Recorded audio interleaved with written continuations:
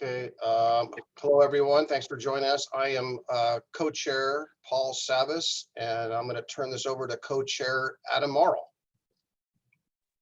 Well, sounds good. Thank you, Commissioner Savas, and thank you to those who are here with us. And big thank you to Trent, because our last meeting we had a lot of good discussions about what we want the future of this committee to look like, and that is reflected well in the agenda packet. And so the first thing we have on the agenda is the toll strategy subcommittee framework. This is a good conglomeration of what our last discussion was about. And so I'll hand it over to Trent if you want to give an overview on that. Thanks. Yeah, so you are a group in transition, and we asked you to sort of vocalize like what are some of those priorities on how you want to transition and how do you want your membership to be structured, and some early actions into this. And so this is a very rudimentary sort of straw dog put together of that conversation, and I just wanted to confirm that this reflects where you want to go. And I can maybe should just share the screen so we're all looking at it together. So as you can see there, it's for the purpose of this group, coordinating on I-205 and the RMPP tolling policies and projects with recommendations to C4. So just remembering that we're a subcommittee, and the broader C4 committee will do like the formal adoption of any big decisions or votes, but also sort of serve as a pre-coordination meeting ahead of the RTAC committee or RTAC group. This week that we're meeting on now is pretty consistently going to meet ahead of the RTAC meetings each month. It's a good opportunity for y'all to kind of go through that agenda, strategize or huddle as soon as you know the agenda. Sometimes we'll know it at this point, sometimes we won't. I think that's been our experience so far, but it's that opportunity to get together with just a couple of days leading up to it. Membership can include, any C4 membership that's interested in tracking with tolling. We've talked about if there are elected officials in the room, up to 2 for each jurisdiction to navigate any quorum scenarios, but kind of expanding this beyond just those impacted by diversion, which is what it was before. Any class or seat, and if there's an elected official seat, up to 2 members, since it's just a subcommittee for broader conversation. And then for early actions, that we know that there's these nexus projects that are being discussed at the RTAC table, that we're coordinating on that, and then drafting the joint values document, which is what's in your packet here today. So that's what's on this framework. If that reflects what y'all are pursuing or want to pursue, we can formalize this a little bit more, update the county's webpage that hosts the C4 materials, make sure it's reflected there. Yeah, you don't need a charter per se or bylaws as a subcommittee. But this can give us some guidance on how we structure our meetings. Is there any discussion on that?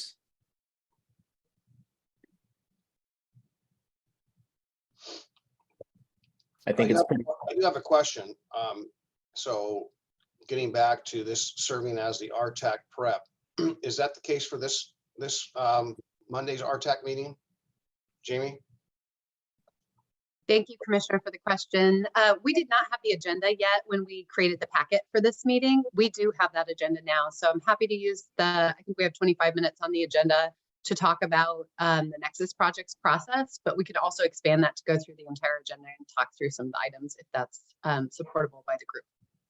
The reason I ask is that Mayor Bubenik and Mayor Boliastowski are part of RTAC, so they're not here today. So does that did we get any indication they would be here today for that part or not? We have not to my knowledge, but we do have a separate prep meeting scheduled as we have been doing throughout RTAC, and we will keep that meeting until we streamline this process. So for now, we're keeping both meetings.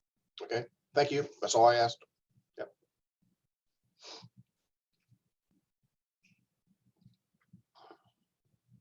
Is everyone else good? Are there any other comments? I think it's just pretty simple and ought to stay that way. So any other comments? Yep, seems reasonable. All right. So the next thing that we have, and to Trent, I guess just whatever it takes to formalize it or set it in the stone. I don't know what that is, but I think we're all good with that. Great, yeah, just very simply, you'll see if you are a frequenter of our county webpage, everybody is, of course, on C4 topics. You'll see some updates to the title of the group and the structure. I've already having conversations with the web team to make those adjustments. I didn't want to make them before this meeting because I think a lot of folks may still assume this is goes by the old name and that's the same URL that gets people here. But now that it's a little bit more in transition after the meeting, we'll make some of these title changes and redirect folks in the right direction. Perfect. So on to the next item, reactions to ODOT finance plan submitted to the governor. This is something that I'm sure we've all been looking at and saw the emails a couple weeks ago and had a chance to formulate some reactions to. So if there's a discussion that we want to have right now about that finance plan, then any initial reactions? I guess just a quick preamble to this is, and maybe a summary just for your discussion. Some of the big takeaways are the toll pause, forced ODOT to have to publicize some of their new funding decisions or ways that they'll have to adjust their program because of the pause. And I think it is very evident how reliant ODOT was on the toll program. And that is a result of what was initially proposed and then approved by the OTC.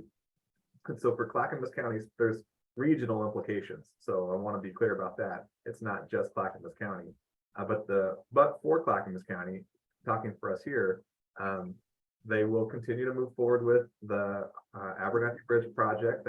That will be completed. It seems like ODOT will attempt to find money, not toll dollars, but find money to make adjustments to the Tualatin River Bridge. So that's baked into the piece, which means that bridge will not be tolled because that will be non-tolled revenue that funds that. That's positive. Where it gets complicated is that they were anticipating toll revenue to construct the third lane to resolve the bottleneck. And that project is postponed indefinitely.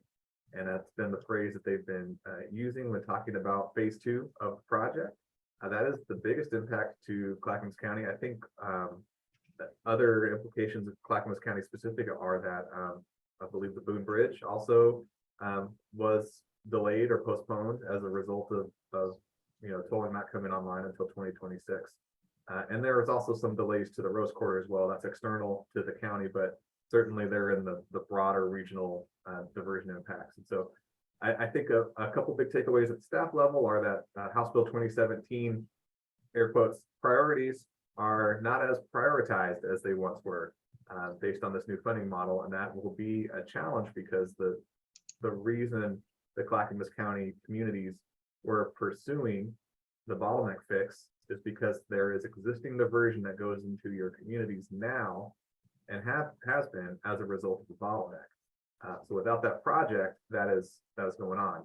In addition, they are still planning to toll the Abernathy Bridge, even though there will be no extra lane included in phase 2.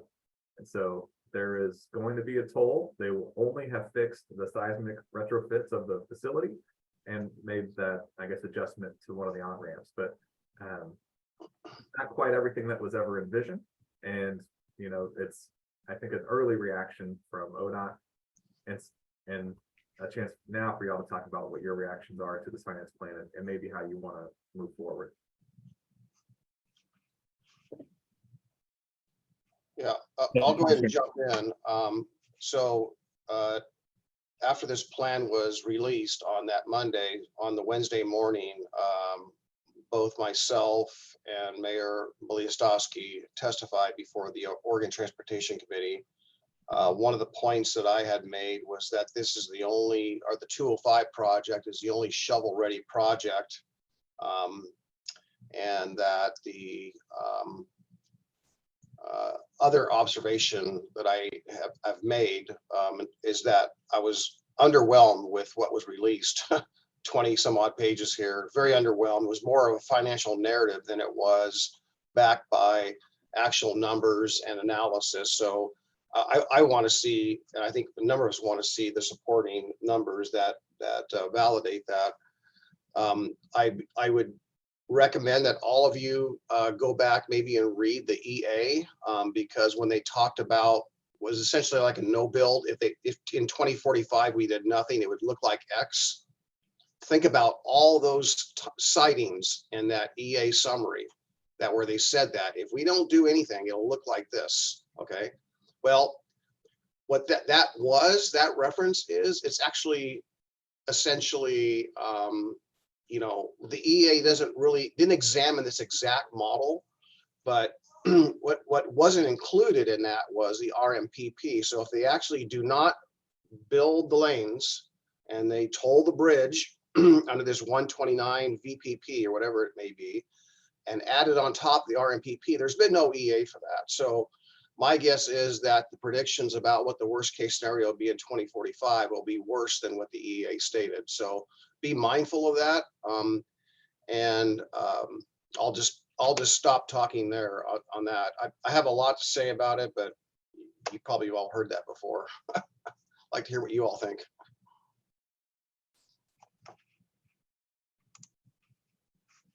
Councillor Sherman. Thank you. You know, in looking through this documentation, I'm intrigued by the notion that, you know, it still specifically lays out that 205 will be that the bridge will be tolled in advance of RMPP. I mean, that's, you know, they're talking about late 2026 for RMPP versus early 26 for the bridge. So we still haven't really overcome that issue that we've brought up numerous times. And with that, you know, wasn't the original projection for RMPP supposed to be like a year plus earlier than that? So, you know, again, is there an explanation for why they're delaying that in addition? And I always had suspicions and concerns that if they were going to be putting 50 to 60 toll gantries up around the region, there was no way it was going to happen at the tail end of 24 like they predicted. You know, your cycle is like putting up a gantry every week for an entire year. It's just not physically possible. And then do you toll piecemeal then until the gantries are in place? You know, it doesn't pass the sniff test in my mind. The other question that kind of comes to mind as I look at the information is, you know, when we're looking at like the Rose Quarter improvements, which, and I don't know the detail of what it actually looks like, when you're talking about building an overlay that's capable of supporting 4 to 6 story buildings in an area that has to be effectively retrofitted versus the idea of building an additional lane on 205, and the cost structure is like only $300-400 million more than what they're projecting for the 205 improvements. I can't wrap my head around how that's even remotely possible. So even my bottom line with this is, even with this documentation, I'm not satisfied that we're getting the straight story on things. You know, and my apologies if I'm dissing anyone, I mean, because there are a lot of good people working on this, but I just don't feel like we're still getting a big picture piece of information. And we're trying to make these decisions based on this information, as is the governor and everyone else. So how do we navigate this? I really don't know how to move that ball forward. So that's my thoughts. Thank you. Commissioner Savas. Yeah, thank you, Councillor Sherman, for pointing that out. I agree. I would tell you that when the two cost estimates for both I-205 and the Rose Quarter were proposed at an R1 Act meeting long ago, before the scope of the Rose Quarter grew with the lid, right, to support heavier buildings, that the delta between the two projects was far more than what is displayed there. And the scope of the 205 project has not grown, but the scope of the Rose Quarter project has grown significantly. So it's been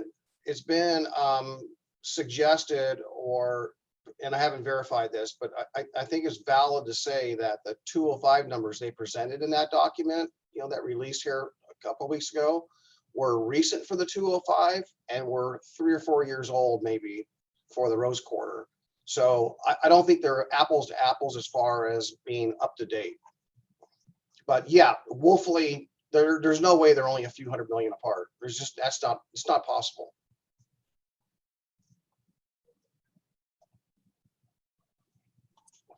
I'll just jump in here on a separate note.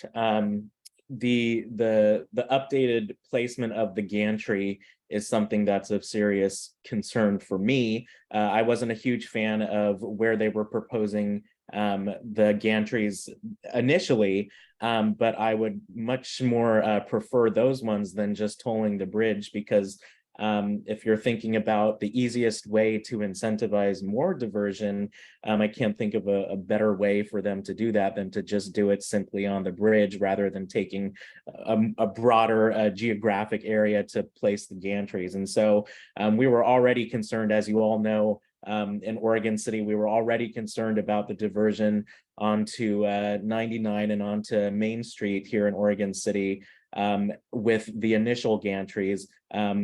But the updated finance plan is even more concerning, and it's exactly as Trent said about it doesn't seem like what we were told at our C4 retreat by Mr. Finn about how they're turning over a new leaf and wanting to be more engaged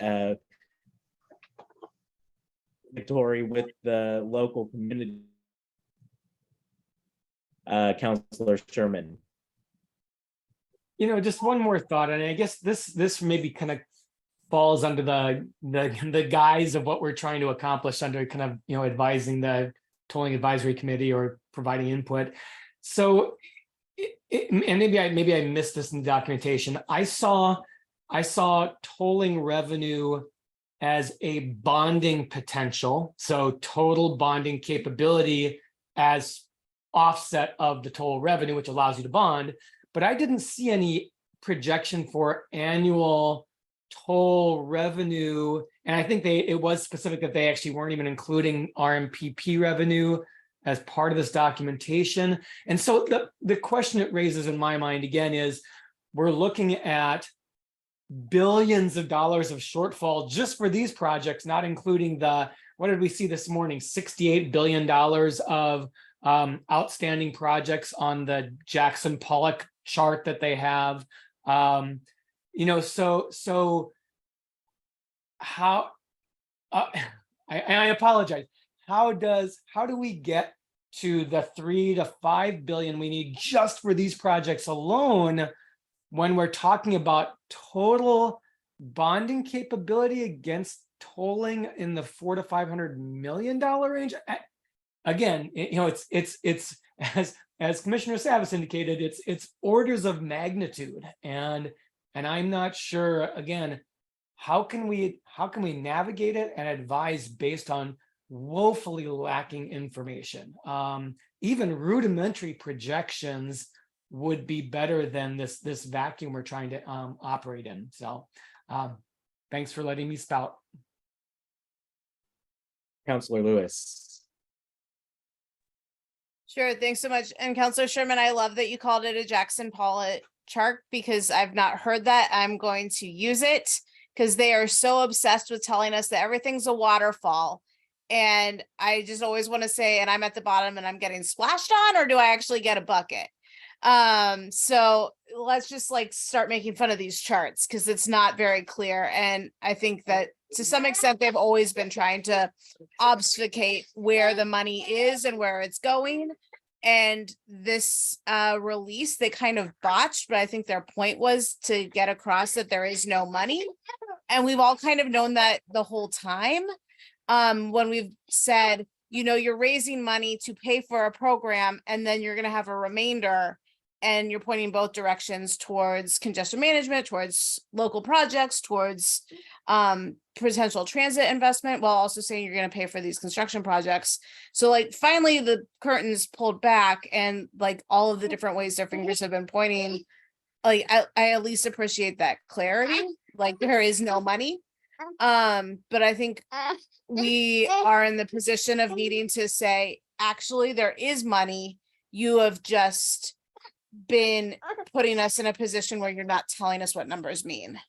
So I hate to see people out there moving into the direction of like, there's like the folks that sometimes interact with Metro who are celebrating this, who say we can't do big projects, or in my words, you can't have nice things. And I don't want us to fall into the trap of being fatalistic about we can't build big projects, because otherwise we're never going to get big stuff built.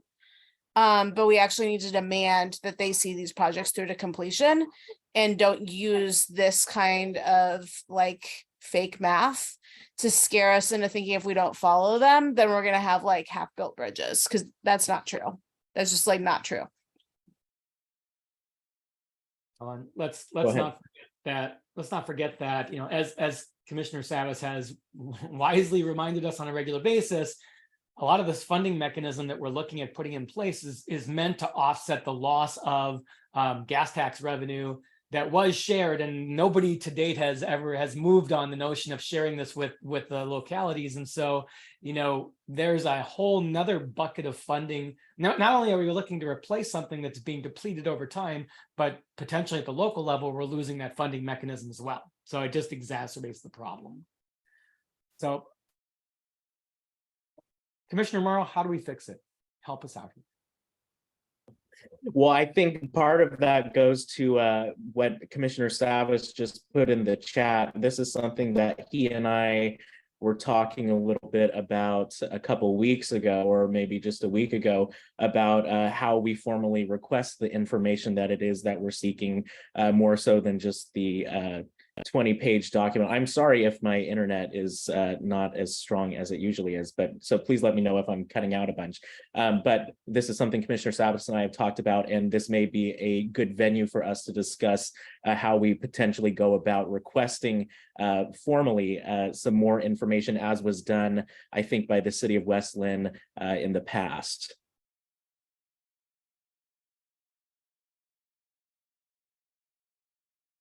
And Commissioner, if you have a comment on that. Yeah. I would just encourage us to really, not if we want to go back to our jurisdictions or our staff and ask that very question, what is it you want? What do you need? And work together on putting together a list of the things that we would like to have.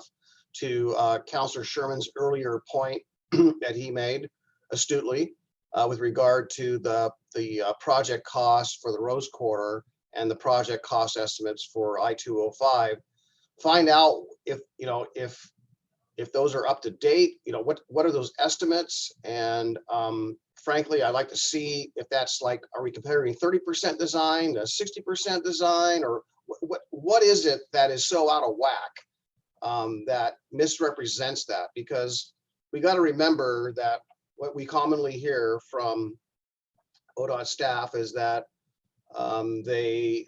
they're guided and directed by the Oregon Transportation Commission, and this is what they presented to the Oregon Transportation Committee. And maybe they presented more than that. I don't know what their packet looked like, but all I know, this is woefully incomplete and weak. I would be asking for, again, what is it? 30% design? What was the date of these cost estimates? I can't fathom, frankly, at this point, that Rose Quarter project's more like a $3 billion project than it is a $2 billion project, right? So we have not added anything to the I-205 project. It's no frills. We haven't done any engineering order changes or asked for anything special when it comes to the construction project.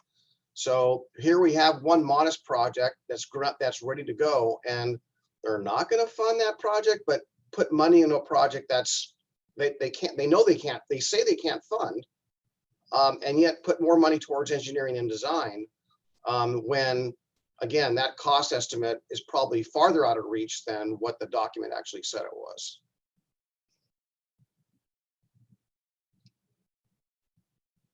We can help you all think about some concepts of West.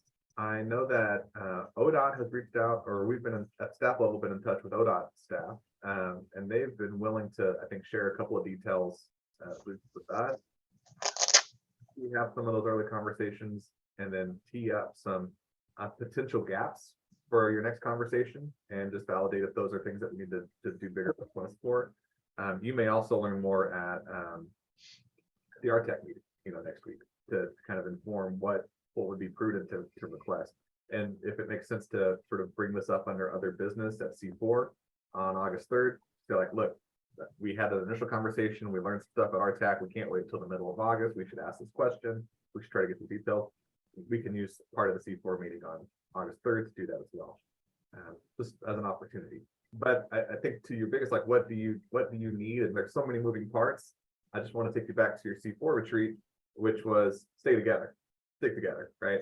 And so that might be a good segue into the next portion of your agenda, which is this discussion around Nexus projects and RTAC. But I see that hand from Councilor Sherman as well.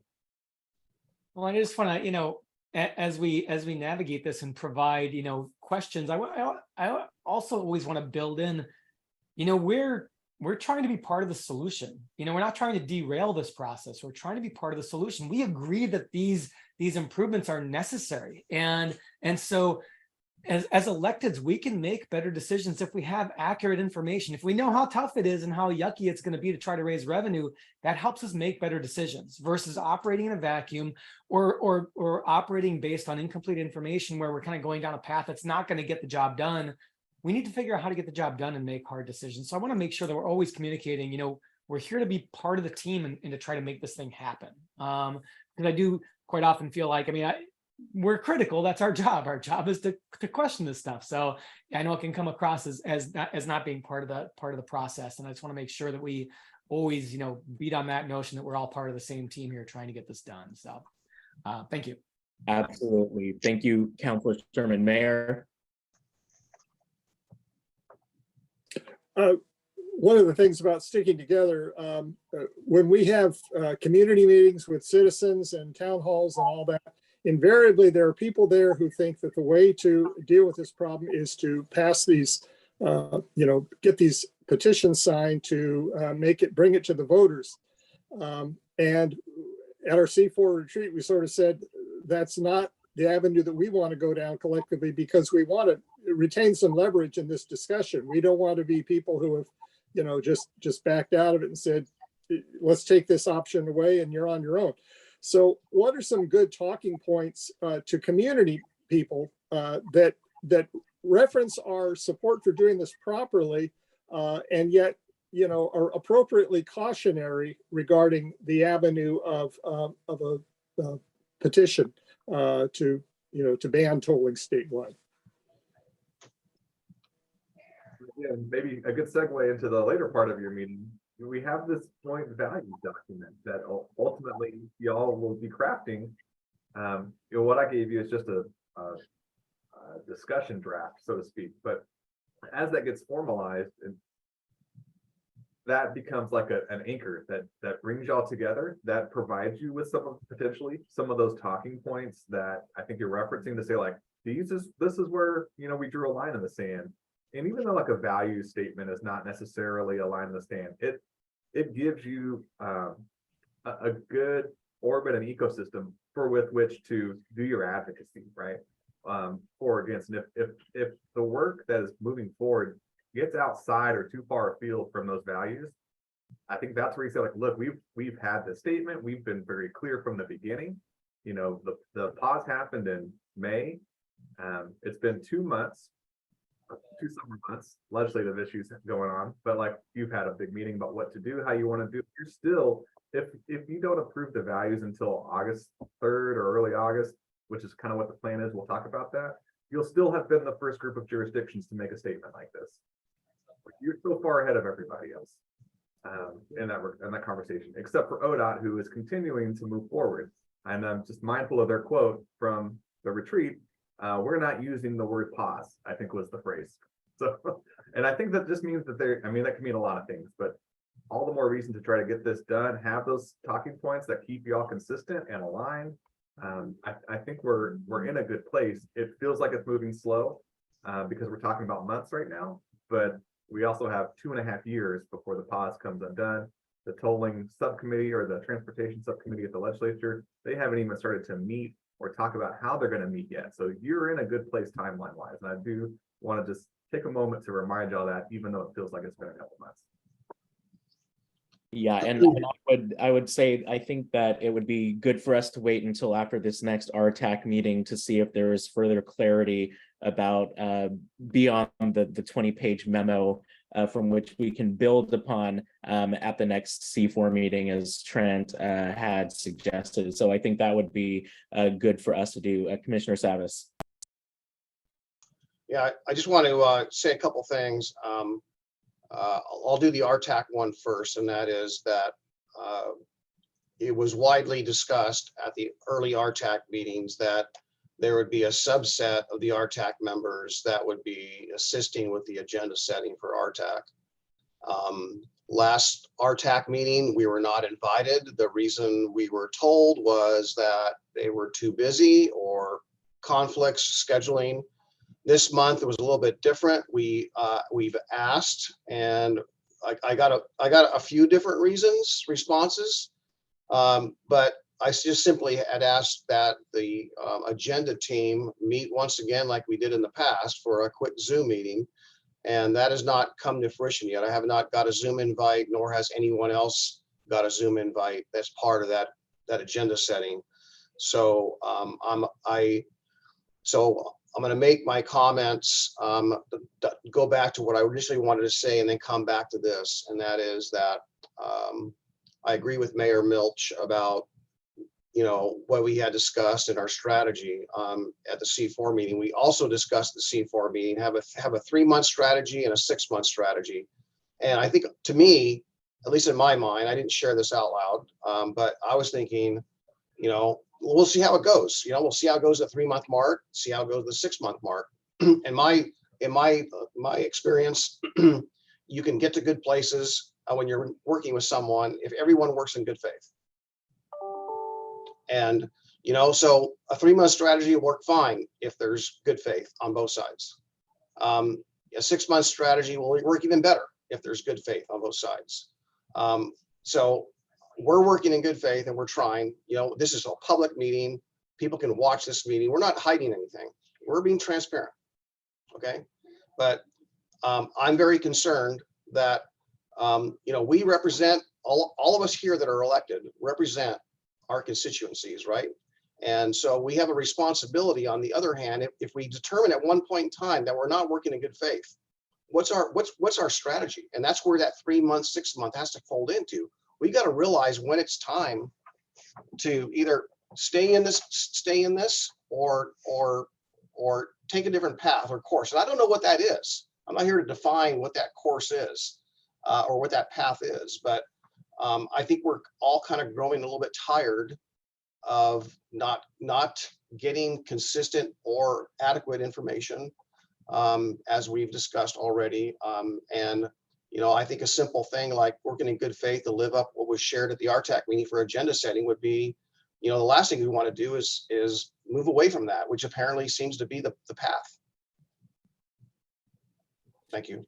On that note, I think that would be a good opportunity for us to formally shift toward the conversation about the next RTAC meeting and this conversation about Nexus projects. Just a refresher for those, are there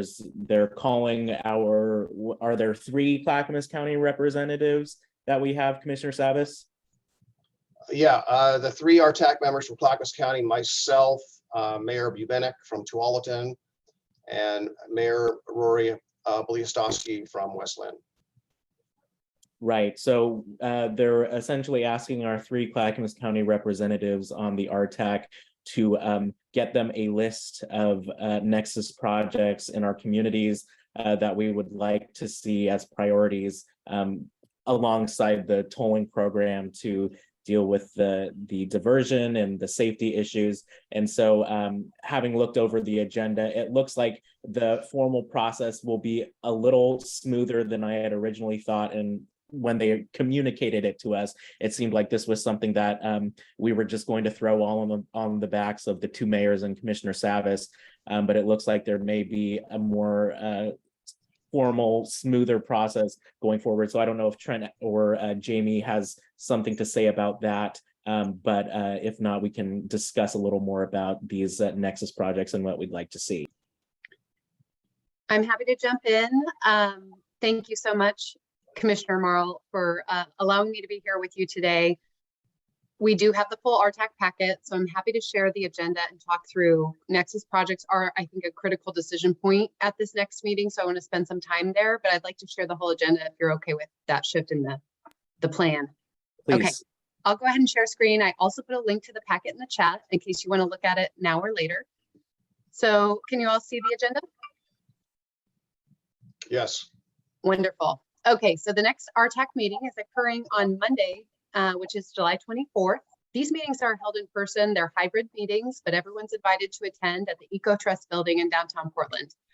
They're held from 9 a.m. to 11:30. And the agenda is reflective of some of the conversation. And I just wanted to add a quick comment on Commissioner Savis's note.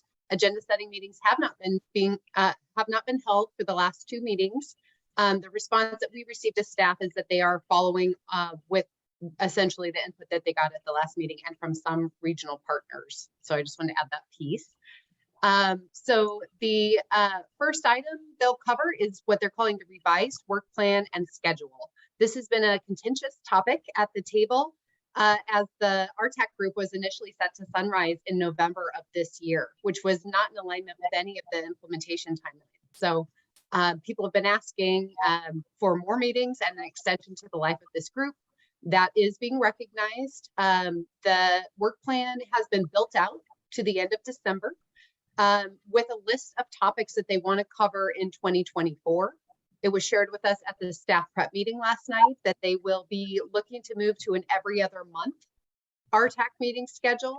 And so there will not be a meeting in August that was already anticipated, but it looks like they're going to be shifting to having it be bi-monthly. I'm happy to scroll down and go through those topics. I know we may be a bit tight on time, so I'll save that unless someone has a specific request, because the next item is really big. And this is the RMPP options and criteria.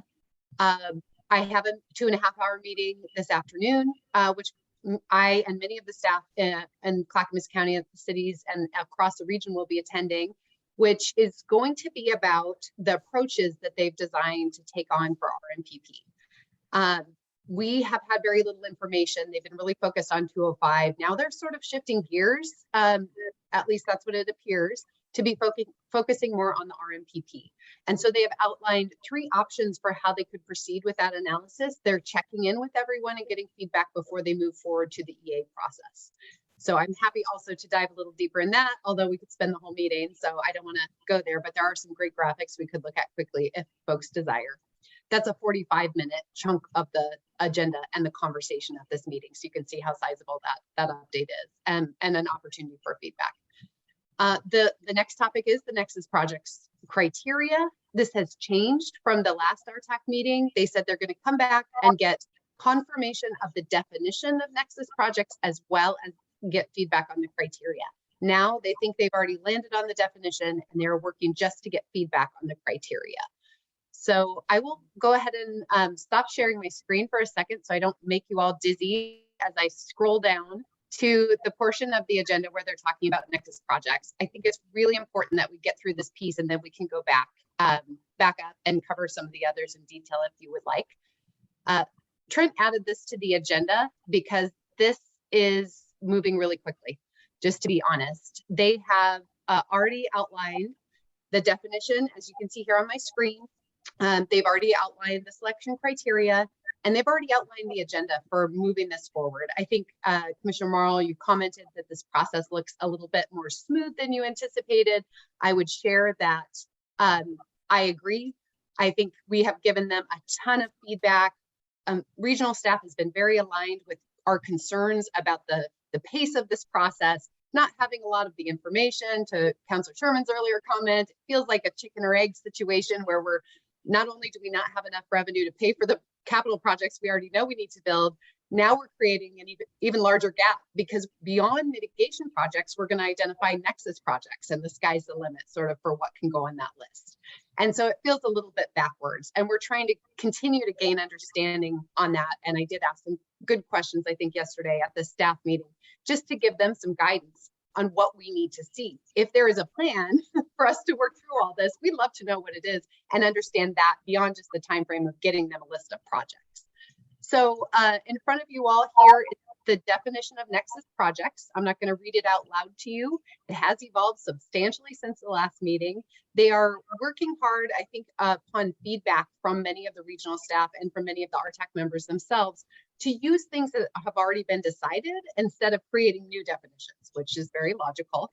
So they are pointing at the urban mobility, the one definition, and I'm going to go down to this footnote here, which is for a traffic diversion corridor. And that was identified and adopted as part of the Oregon Highway Plan policy amendment to Goal 6.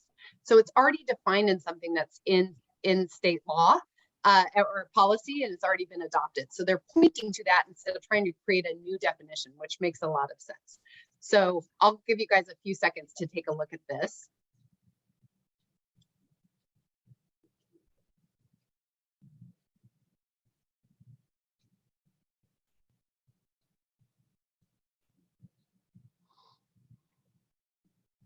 And so that is the definition they've come up with. They feel like they've landed on a definition that makes sense, that most folks agree with.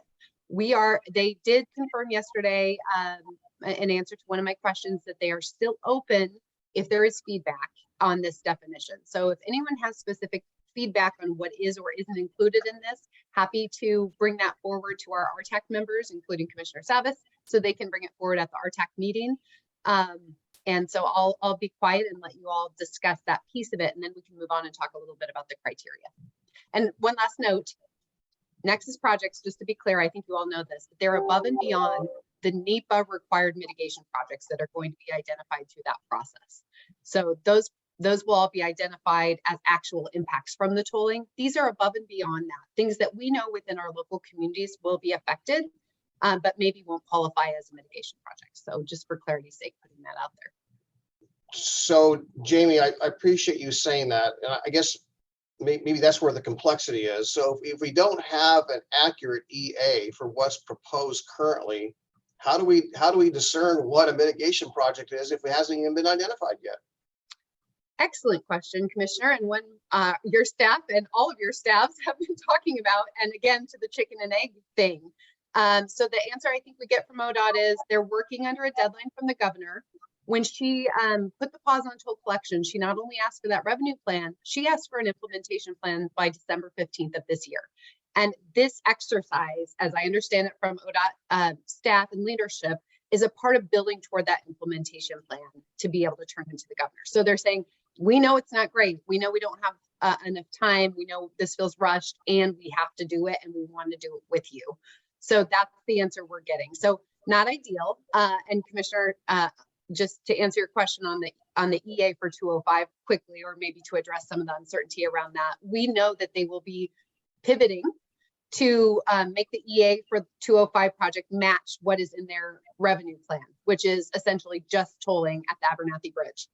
That means that the EA that they did that contained all of that stretch, including adding the third lane, is essentially a moot point. They're hoping to be able to use a lot of that analysis in the revised EA. My understanding is they're in conversation with FHWA at this time to determine what that process will look like. I have asked a couple key questions, one of which is probably at the forefront of all your minds. Will we get an opportunity for public comment on whatever comes out of that? They have not confirmed that. They said we'll have more information in a couple of weeks. So just sharing that piece with you. Not ideal. No one feels comfortable doing this. And also we feel I think there's a pressure to be able to respond to the governor's request. So that is why they're asking us to do it this way. And they're saying, you know your communities better than we do. Tell us what you think it is. And there's also a request from staff to be able to go back and kind of fix this once we do have the analysis from all of the EA documents and the processes. Once the modeling's done, can we go back and gut check this and make sure it still makes sense? And will there be a refinement process at that time? So we can take our assumptions and then kind of check them to the actual analysis and help this become more aligned with a data-driven process. Councillor Pratt. See if I can do this. I feel like maybe I'm behind here. I'm not understanding why we're defining Nexus projects when there's not even funding for mitigation projects. Like, what's the point of this exercise? Yeah, thank you. Again, excellent question. I think you guys are all asking the same range of questions that have been boggling my mind for the past few weeks. It's really hard to, it's so abstract to kind of get our heads around. I asked some I mentioned some pretty specific questions yesterday, and I did get kind of a run through from the team that helped me understand it. And I asked them to put that in writing because I would like to be able to share that with all of you. So you can also share it out to the community of what their thinking is. And I'll just try and sum it up really quickly. I know many of you are aware that there will likely be a transportation funding package in the 2025 full session. There are going to have to be some new revenue options there in order to fund even just the capital projects that we want, that have already been identified as a part of HB 2017. So these new revenue mechanisms will have to be a part of that conversation. And so it's kind of on a parallel path with developing the local need. What is needed to be able to make this system work? So it's not like, here's how much money we have, how should we spend it? It's more backwards, coming in and saying, these are the things that we will need to make sure that this system works if tolling is implemented, and then figuring out what are the revenue mechanisms that we can use and how can we work together to put together a full package that will make these things happen. So again, it does feel very backwards. And Councilor Pratt, same question many of us have been asking, but that is the thinking is this is all kind of building to that 25 transportation funding package and will include other alternative funding revenue generators beyond tolling, beyond the gas tax. So it's bigger picture work that we're doing that this will contribute to. Does that help at all? Mm-hmm. So Jamie, I have one question. If I'm looking at this at the congestion pricing nexus, I read the bullets. So if there was a suggestion for a frontage road that does not exist today, does that it looks like that only would fit under the third bullet. Where would a new corridor fit? Because this is more designed for existing corridors, the language here. You know, i.e. Highway 217, that improvement is receiving a frontage road, right? So a logical choice, makes perfect sense. But if we were to add one, where would that fit? Or do we need to add or make a suggestion that they include or specific language that would allow for that? Great question, Commissioner. I think there is some space in the definition in the Oregon Highway Plan definition of what a toll highway traffic diversion corridor is that may leave us some room there. I think you can recall this was about, gosh, a year ago. We were working with them on that document and we did create some space because we know it isn't always flat. There are natural features everywhere, and sometimes there are special cases that should be considered. And so we did work hard in that definition a year ago to carve out some space for those special cases. And in my mind, that may be where that lives because it is a special case, the reason why we don't have parallel routes in some areas or insufficient parallel routes in some areas. So I would say that is a great question to bring forward to the RTAC meeting on Monday, and I'm happy to pre-vet that with some of the staff. I see Councilor Lewis raise her hand, so perhaps she can help a little bit. I didn't raise my hand directly to respond, but I guess kind of what I'm thinking, what's missing from this conversation is like local community plans and local community voice.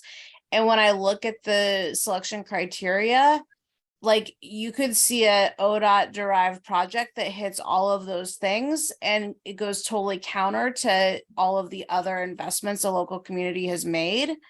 So I think somehow getting integration with everything else that the community is or has done, plus like giving decision power to the local government that owns and operates the road in that community. Like, I just feel like raising that local voice issue is important. I guess the other thing is, and I don't know the word I would use, but it's like, you know, sometimes when you're looking at an intersection, you could do the like bare minimum, or you could do the most extreme intervention. And I think like our preference generally in diversionary instances is we want the most extreme, like it may cost a factor more, but don't use cost as a reason to not do like the top shelf project.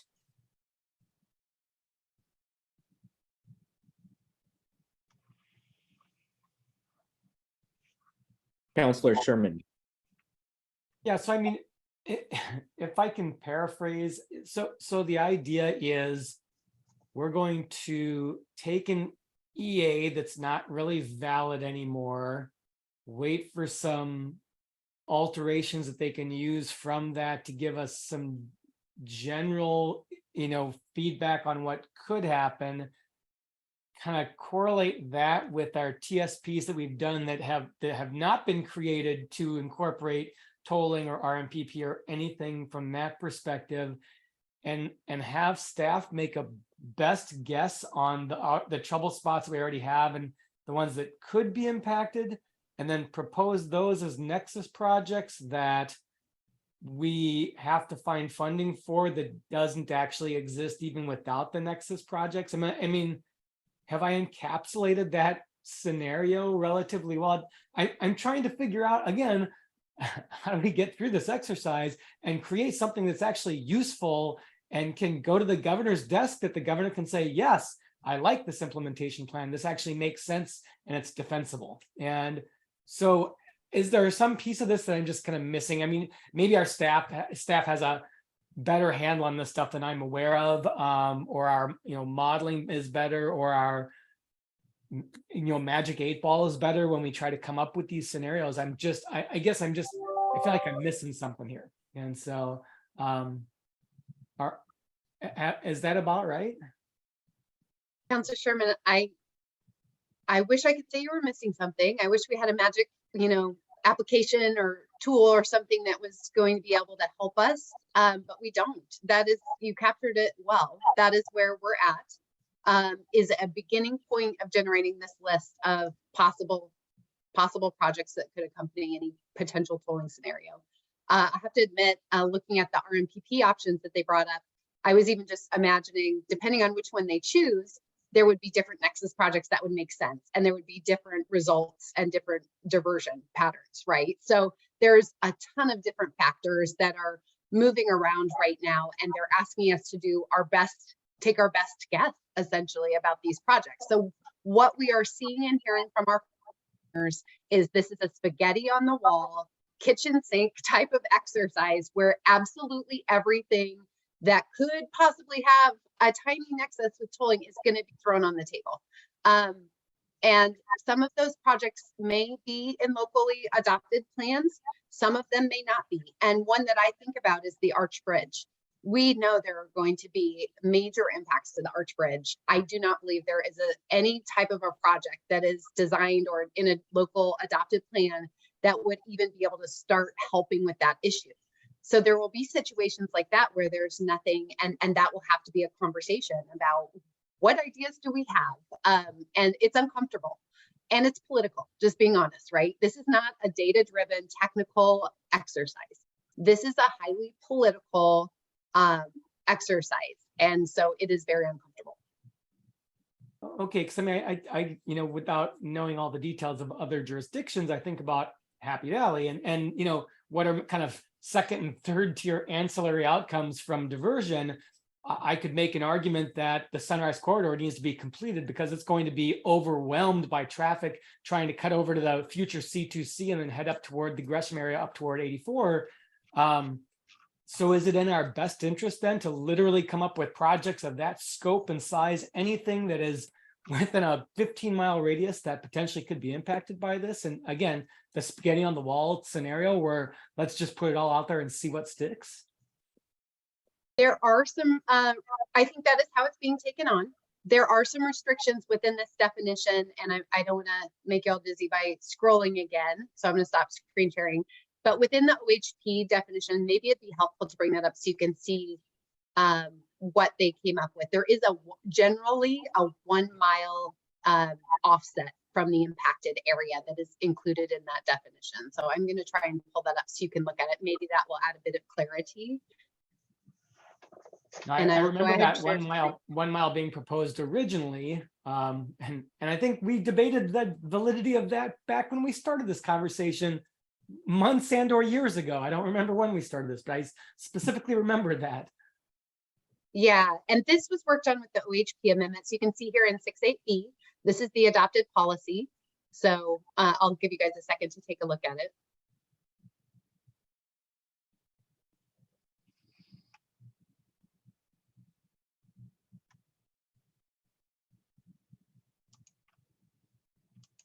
So if I remember correctly, because of that, 99E isn't going to qualify as an adjacent corridor in any of these definitions.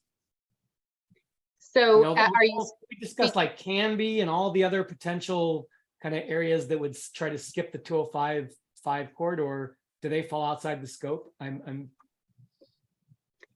because of the generally move traffic in the same direction comment? So you can note the language is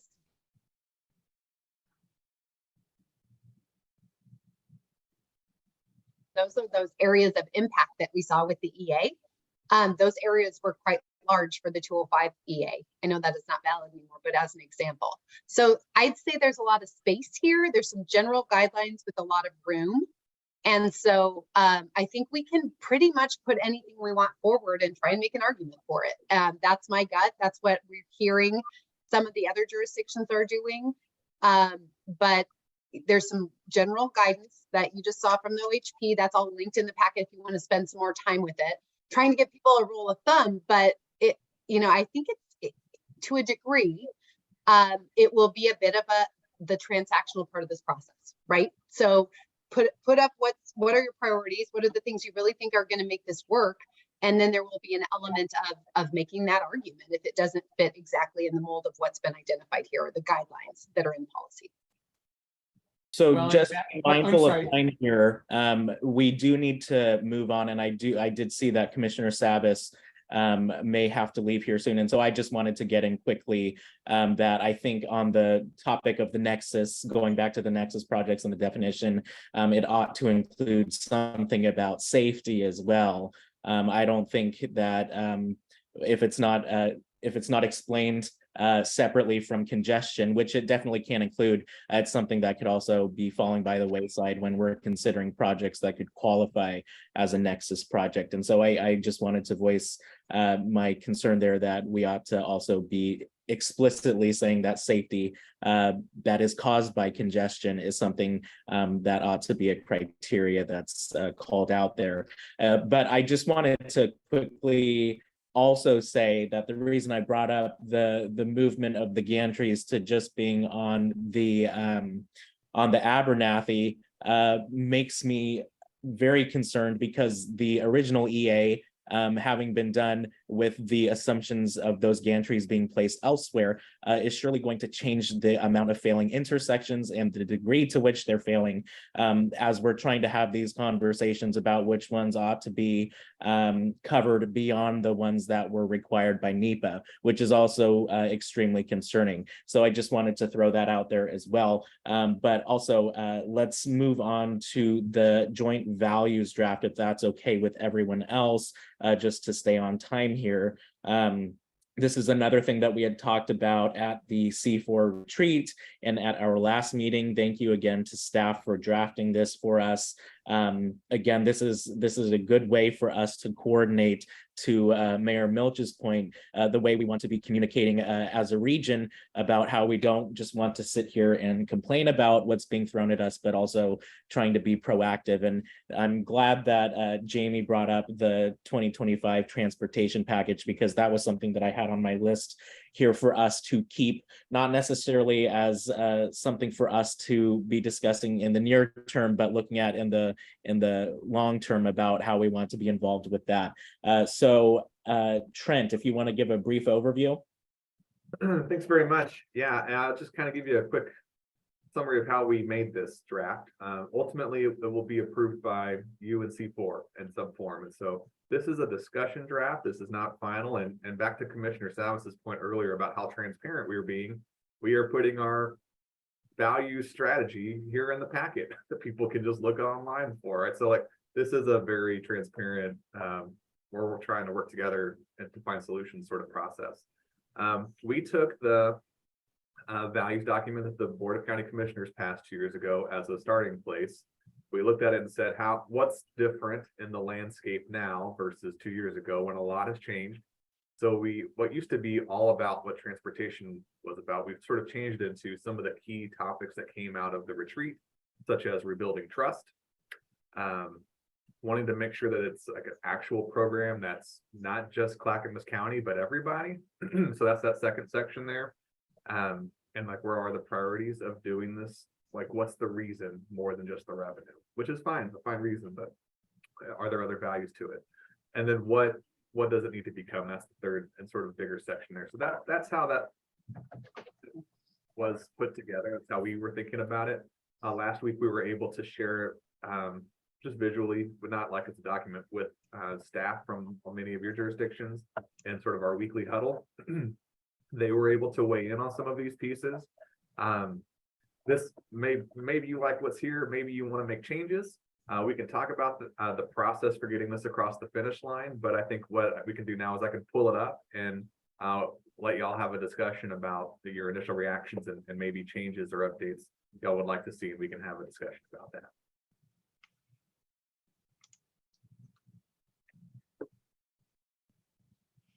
Go and ahead, while Commissioner you're all Thomas. looking, and because I'm just short on time, I just want to point out the very last bullet about incorporating the low income and toll report EMAC. I'm not sure that's finalized, so I'd be concerned about putting a commitment in there that for a document or recommendations we have yet to see. So that's one I might struggle with.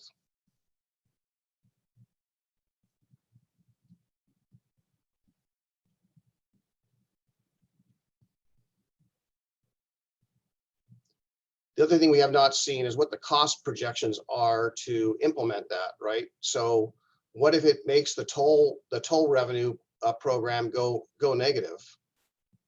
Right? Then what's the use, right? Why would we recommend a tolling project that goes into the red and doesn't generate the revenue for the projects? I think we might be in competition with some of the projects we want to see if the mitigation is compromised. For, if it's safety or whatnot. So that's why I would be reluctant to include that one bullet at this point. Thank you. I have concerns as well about the EMAC and the low income toll aspect for the same reasons that I said at the C4 retreat that were just communicated by Commissioner Savas. I don't understand why we would be pushing for different carve outs for different communities that, while it may be necessary for equity, undermines the entire purpose, well, most of the purpose for why this project is going in the first place.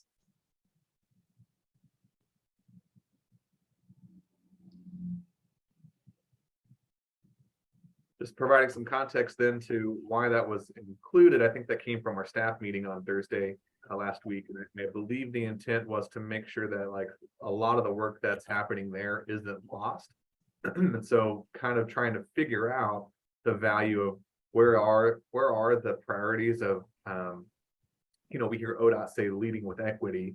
Who is running that? Who's in charge of that? How does that value move forward, and under what under what system? These two areas, or at least a place where there's something that will be written down. Like you said, it's not done yet. So I think that was the intent of here is something tangible that can be pointed to versus like, criteria that might be built later that's like around certain elements of equity that may or may not be informed by a lot of the work that's already happening. That was the intent of where that bullet came from. It doesn't mean it needs to stay or not stay. I can understand the concern on that, but wanted to provide some context of why it was there. Yeah, one idea, I mean, if there was a strong consensus to put it in now, because it's really a product, right? It's not really a value. It's really essentially, at least the EMAC program and toll report, that's a product in the end. But if it said consider recommendations, future recommendations, then maybe that would soften it up enough to be realistic. I mean, why wouldn't we consider it, for example? Do y'all want to take this like by section, or do y'all just want to react wholesale to it?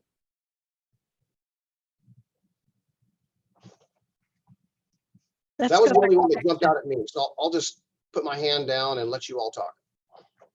I like the idea of going through sections. Right. I would agree. Thank you. See how I can help. Just here at the top, it is a very boilerplate or a relatively boilerplate statement about why this values document exists. I will say that when we get into the process of what we create, there may be an opportunity to make this not specific to Clackamas County, but maybe something that's maybe anybody could sign on to if they want. That's something we can maybe figure out in the next couple of weeks, but that's the only thing we're in here. I feel like we're could say something a little different from the staff perspective. But I think this is otherwise says like, what's the intent here? Basically, you know, you're working on this. We agree that you need to work towards resolving this funding issue. And if you were going to do tolling, then these are our values are. So that's kind of what this statement is about. Is that a fair assessment of the intent behind this document? All right, great. Moving into section 1 there, it's about rebuilding trust with local communities. We feel like ODOT should deliver clear benefits to the drivers, communities, and businesses affected by toll corridors, be influenced by local voices and jurisdictions ahead of implementation, prioritize robust and inclusive community engagement, incorporate and track commitments made with local and regional partners. So you felt like trust building opportunities, like what we need to see from ODOT to move that forward. And that's clearly a big value that I think all of our jurisdictions have been communicating the last several, I'd say the last year, but strongly in the last several months, is that there's that trust deficit. Right. So what can ODOT do if they want to be successful? They need to rebuild that trust. What can happen and do these values that are listed here? Would y'all agree that that would move them back towards trust with y'all? I really like the second line, be influenced by the local voices and jurisdictions ahead of implementation, because that seems to be where the problem is. Yeah. I would also add that I think something added to one of the existing lines about transparent involvement with local communities, part of what we were talking about earlier in this meeting about feeling like we did not have all of the information we needed to have a robust discussion about how we want to be involved with this. So that's the only thing that I would just consider adding.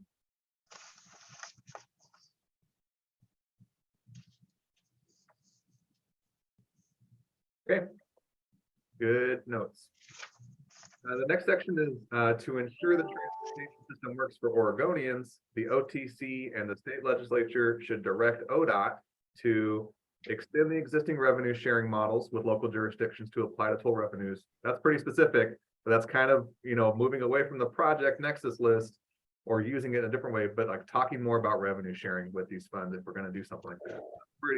That's a little bit beyond the value to a degree, but it's in that direction.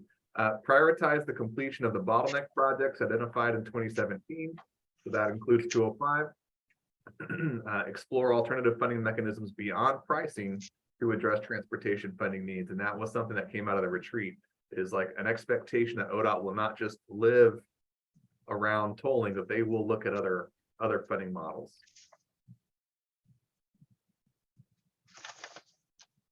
That seems well said. All right. Any other comments here? All right. And then this kind of gets into like, I think the nitty gritty of maybe what we've been talking about already, but to ensure the efficient and equitable movement of people and goods, tolling and congestion pricing programs should decrease diversion in the local communities, increase safety on and off the interstate system. Recall that like a lot of the EA was like, oh, the safety on the freeway is going to be great, but then the safety in your community was maybe not going to be great. So like on and off the interstate system. And I need to stop saying freeway if they're going to toll it. Ensure that no tolling or congestion pricing occurs on any one part of the system prior to full system implementation to avoid economic disadvantages or unfair burdens on people and communities. Maintain a regionally balanced transportation system that provides reliable travel times for commuters and employers on and off the toll corridor. Establish viable travel alternatives to accommodate mode shifts, including bicycle and pedestrian networks and accessible transit programs in areas with inadequate or no service. Improve transportation system resiliency to natural disasters such as earthquake and wildfires. Improve regional air quality and reduce vehicle pollution, both on and off the interstate system. Establish a long-term oversight and accountability program to showcase financial transparency. So you mentioned transparency at the top there, Commissioner Morrow, but we were able to tuck it in here too, as like within the program. And then you've already mentioned that last bullet there. We've talked about that. I'll just say at the bottom, this is a nice thing to have. Like, this is about the values of the discussion of the if tolling must happen, but this is not an endorsement or an acceptance of any proposal to implement tolling or congestion pricing. That's been I would say a lifesaver for our board to stick to our values, and that might be something that we need as well with our communities being so from different perspectives. Councillor Pratt. Oh, can you hear me? I'm wondering on bullet point 3, like, that is ideal, and I'm sure we'd all love that, but I'm wondering if that's should be maybe softened to deal with ODOT, and I'm not sure the answer here, but something like that, the full system implementation should happen within a certain time frame instead of all at once. I mean, all at once would be ideal, but is that a request in the interest of working with ODOT? Is this a demand we can make? That's fair. I mean, got to live in reality. I think Commissioner or Councilor Sherman said earlier, like, how will you put up 50 or 60 gantries and turn them all on at the same time? That might not be feasible. That's fair. Councillor Lewis.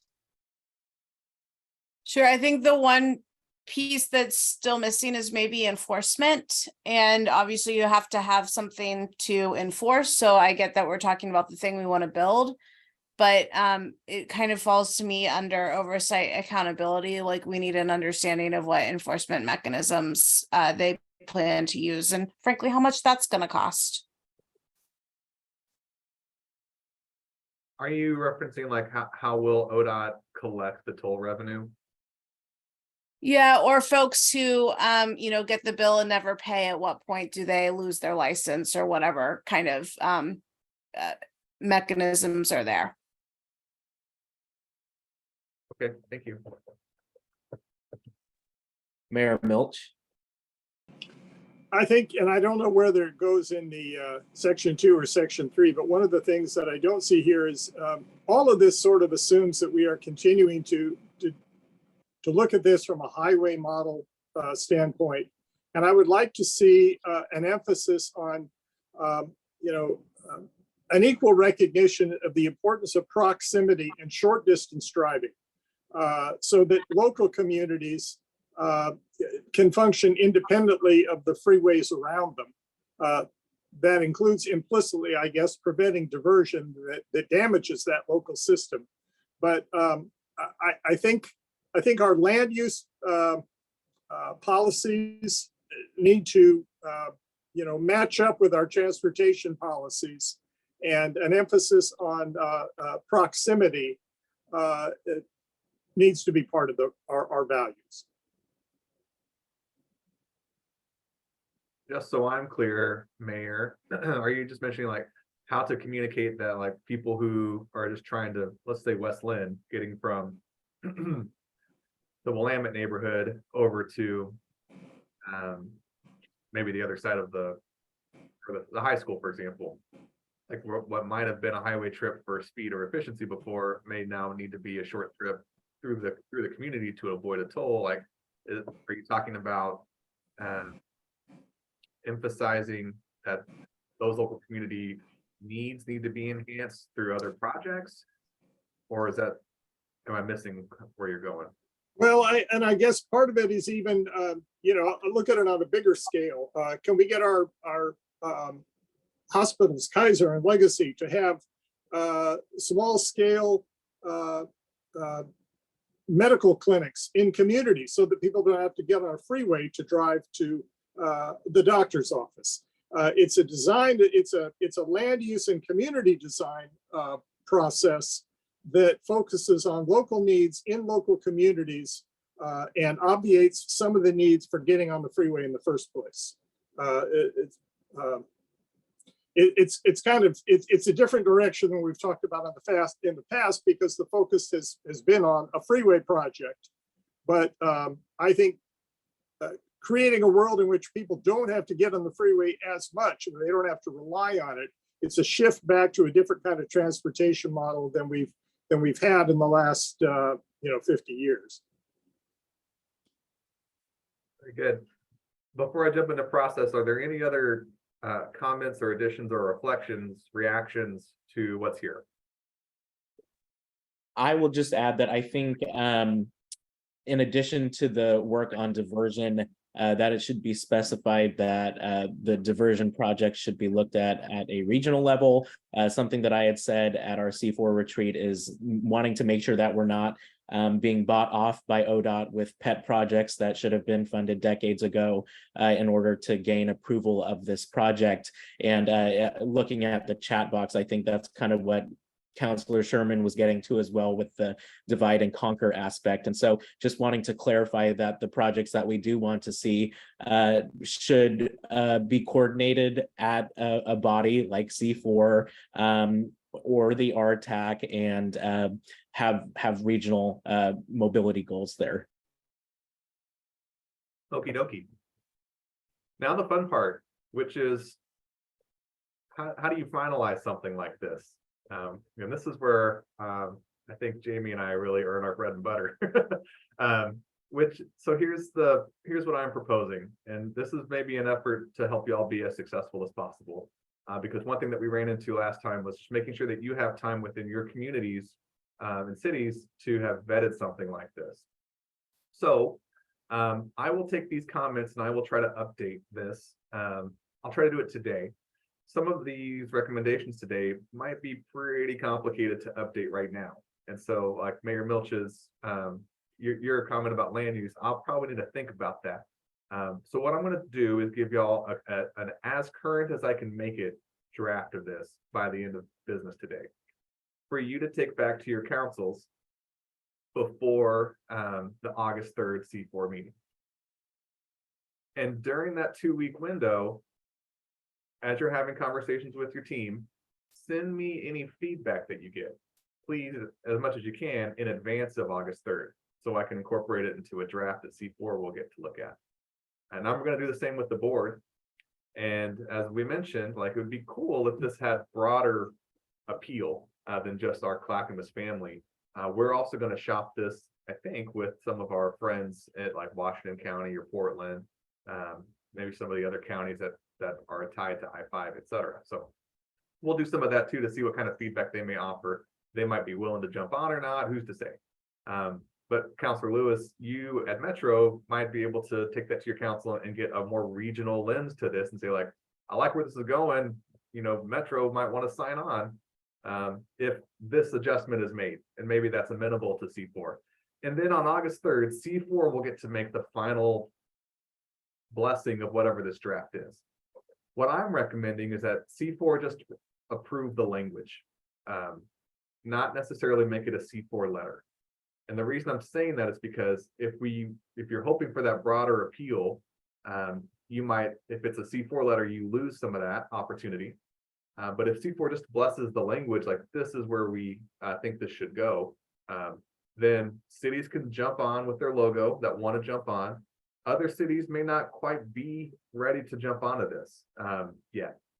And so we want to make sure that if C4 approves it, it's not like, yeah, I'm on C4, but my city didn't agree to this. We just lost the vote at the C4 table. To avoid that, just make it a letter that logos can come in on if those councils agree with it or not. And so it's kind of a multi-step process where you're getting some feedback now. C4 will approve the language, and then I'll leave it to you on what you need to do to get the logo in from your cities if that final letter gets to where it's trying to go. So it might be like early to mid-August when it gets to like a final form, maybe something that is presented at RTAC, at the end of August. That could be like a sort of timeline for us to be thinking about. We haven't quite figured that out yet, but that's what I'm thinking now. A chance now, the next couple of weeks to get that feedback. Please share any of that feedback with me, and what we'll be working toward is having some final language at the August 3 C4 meeting. How does that sound for a process? Busy, but how does it sound? Thumbs up. Love it. Look, this is easy. I was worried this is going to be complicated. It's easy. All right. Yeah, thank you, Trent. And I just wanted to reiterate your point earlier that we are making good time on this, even though it seems like there's a lot of meetings that need to go in between. I think we're making good time on this, especially considering where other organizations and jurisdictions may be in this process. So just again, thank you to the staff. Looking at the agenda, we have other business, expanded group. Trent, if you wanted to talk about that. Yes, I kind of said it before we turned the recording on, but just to reiterate, this group wanted to make sure that other C4 members knew they were welcome to attend. I've reached out to those cities that don't frequently attend this meeting or haven't historically attended it, just so that they were aware. But emails are emails. It's the summertime, and so I think it will be good to maybe more verbally update that invitation at the C4 meeting on August 3rd. You can do that. But I just wanted to validate or affirm that I have been making some efforts there to make sure that folks know they are welcome to come to this meeting. It's bigger than the diversion topic now. It's more around like how to strategize as a group in this direction. Excellent. So are there any other comments on that or any for the order? Just to let you know, Trent, I put an article, a link to an article in the chat for you that might give you, help you with some of the language on what I mentioned. Very good. Thank you. You're welcome. Awesome. Well, great seeing you all. And with that, we will adjourn this meeting. Thank you, everyone. You all. Thank you.